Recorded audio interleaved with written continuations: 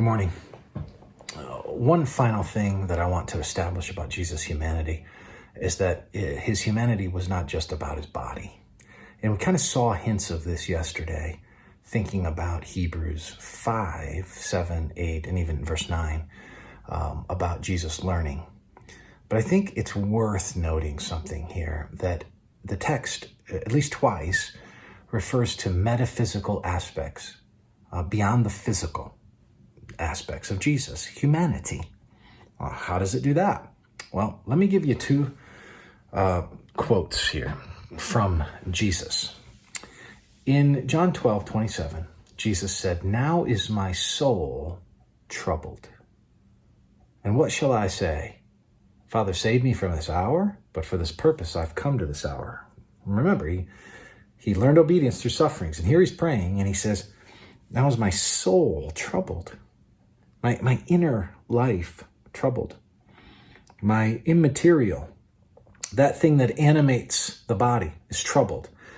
We see a similar statement with a different term when he dies on the cross over in Luke 23.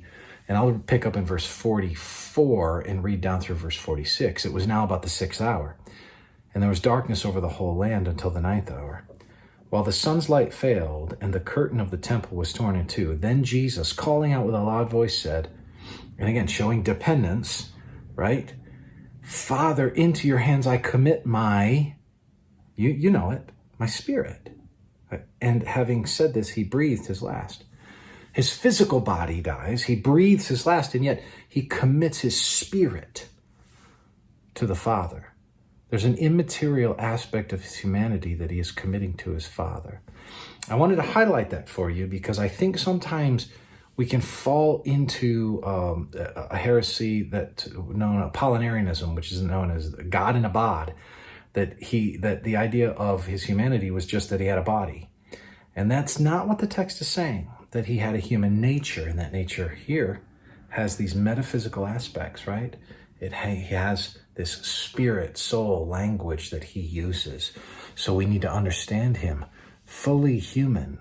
So that therefore, when we think about the way we think and the way that we move and have our being, to quote Paul, we can recognize that Jesus had that. He had feelings, like he wept, for example, in John 11:35 with Lazarus. And so he can be a sympathetic high priest and identify with us because he understood what it was to be us.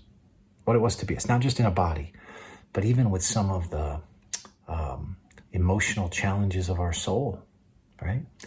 So he commits his spirit. He speaks of his soul.